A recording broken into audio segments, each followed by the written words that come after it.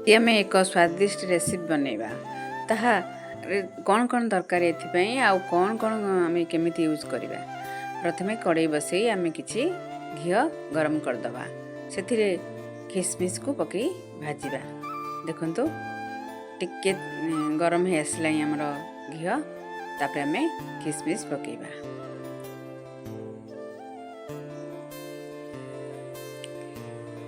ताको किछ समय भाजवा हल्का ब्राउन कलर हवा पर्यंत ताको भाजवा।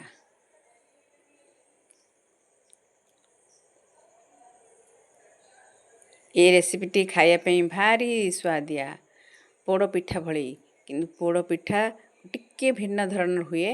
एथिरे बिरी चाउलर आवश्यकता पड़े। पोड़ पिठारे केवल चाउलर आवश्यकता थाए बाकी सेम टू सेम। देखंतु एथर भाजी आसलानी आम ताको बाहर करदवा। तापर काजू को तापर फ्राई करदवा। हल्का फ्राई करसी दुईटाक एकाठी रखिबा। दरकार बेले ताको पकेबा केते बेले पकेबा आपण देखिबे माने। हाँ एथर भाजी आसलानी आम याको आउट ए जगह को ट्रांसफर करदवा।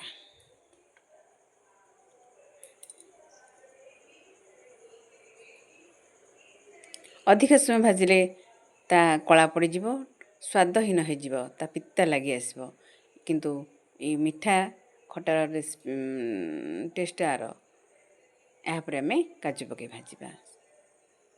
ये आवश्यक मु पाखापाखि 1 किलोर हाफ केजी रु 1 केजी भाया चाउल नहीं। बिरी चाउल मिसिकी हाफ केजी रु 1 केजी भितर अच्छी तापी आम 50 ग्राम काजू नहींचे 50 पाखापाखि 25 ग्राम खिसमिस नहींचे। आपण के इच्छा अनुसार जेतिकी नहीं पारिबे।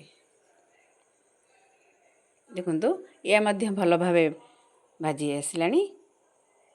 बेसी डीप फ्राई करवानी।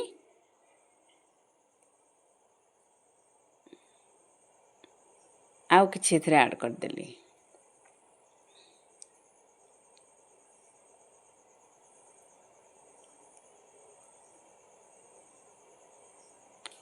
रज समय रे आउ कोनोसी फंक्शन रे मध्य आम एमती बनै खाई थाउ। आज एक भल समय रे मैं को भाजी रेडी कर देली। देखंतु तापर आम बैटर प्रस्तुत करबा। आम बिरी चाउल बटारे चीनी पकई रखिले। देखंतु तापर आवश्यकता अनुसार लुण पकईले।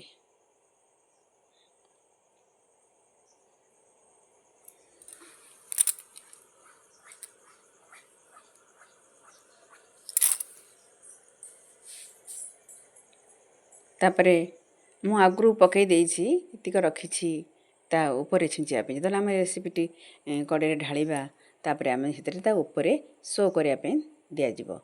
तार कट्टा पौड नड़ियार खंड आउ कोर किछि रखिछि।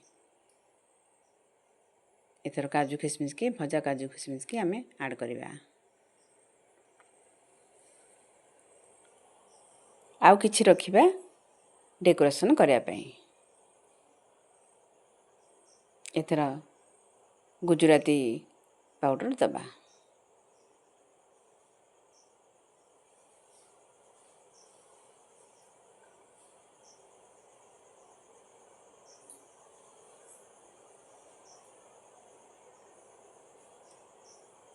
तापर आम को भल भाव मिक्स करबा।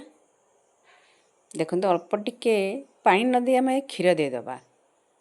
क्षीर देले कौन हम ना तार स्वाद आउ टिके भल आसीबो। ताक भल भाव मिक्स करदबा।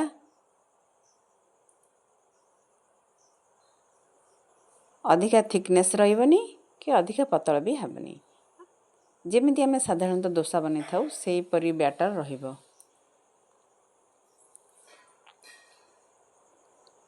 एपटे बैटर प्रस्तुत हो जाएगी। आम एपटे कड़े किछि रिफाइन तेल नबा। ता सहित रिफाइन तेल भल से ताती गले गरम हो गले आम ता सहित किछि 1 चामच गाय घी ऐड करबा।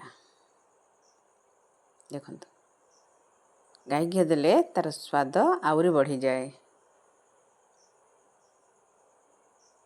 ବାସ୍ନାଟା ଅତି ସୁନ୍ଦର ଆସେ। ତାପରେ ଆମେ ମିକ୍ସ କରି ରଖିଥିବା ବ୍ୟାଟରକୁ ଆମେ ଢାଳିବା ଏଥିରେ।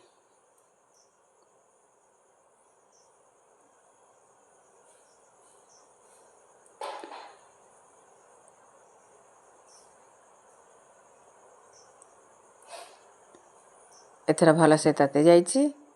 ତାପରେ ଦେଖନ୍ତୁ ଆମେ ତାକୁ ଆସ୍ତେ ଆସ୍ତେ ଢାଳିବା।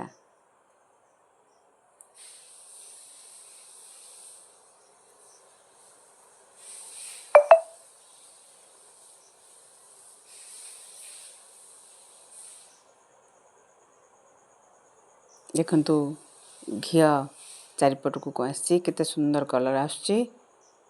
ପୁରା ଫୁଲ୍ ଭାବରେ ଦେବା ନାହିଁ, ଅଳ୍ପ ଛାଡ଼ିକି ରଖିବା। ତାପରେ ଆମେ ତା ଉପରେ କିଛି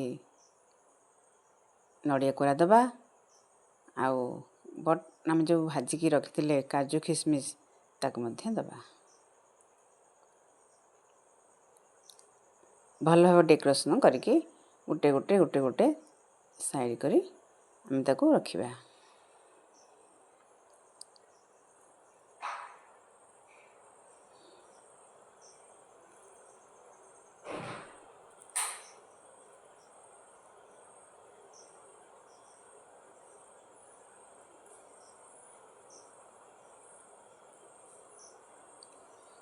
ତାପରେ ଆମେ ଏଥିରେ ଢାଙ୍କୁଣୀ ଲଗାଇ 45 ମିନିଟ୍ରୁ 1 ଘଣ୍ଟା ପର୍ଯ୍ୟନ୍ତ ଛାଡ଼ିଦେବା।